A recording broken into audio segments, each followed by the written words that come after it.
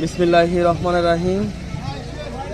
বৃহস্পতিবার 17 এপ্রিল 2025 তারিখ বৈশাখ 1432 এবং 18 শাওয়াল 1446। থাকছে দৈনিক আমার দেশ পত্রিকার সংবাদ শিরোনাম।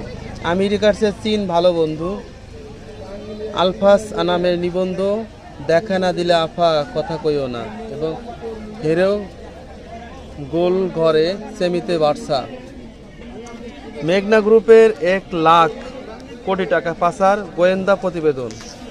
তবু তদন্ত শুরু করেছে এনবিআর এবং 71 টিভি মালিকানা মেঘনা গ্রুপ।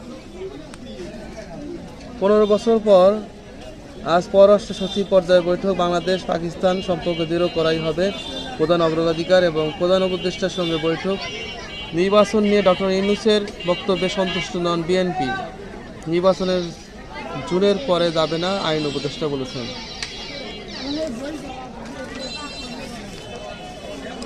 থাকছে শেষের পাতায় লন্ডনে খালেদা জিয়ার সঙ্গে ডক্টর শফিকের সাক্ষাৎ। 2 দলের জন্য ইতিবাচক ভাবছেন বিশ্লেষকরা। এবং 6 দফা দাবিতে সারা দেশে কর্মসূচি, পলিটেকনিক শিক্ষার্থীদের অবরোধ, দুর্বিসহ যানজট। সরকারি রাজস্ব দলীয় সুবিধাভোগীদের পকেটে।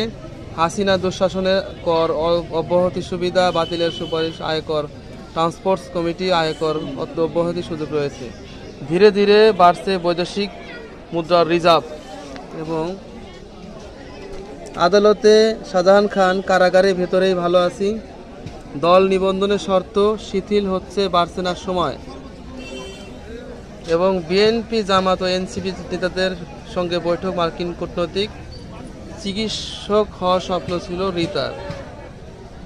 এবং বাংলাদেশকে গুলি করে নিয়ে গেল বিএসএফ।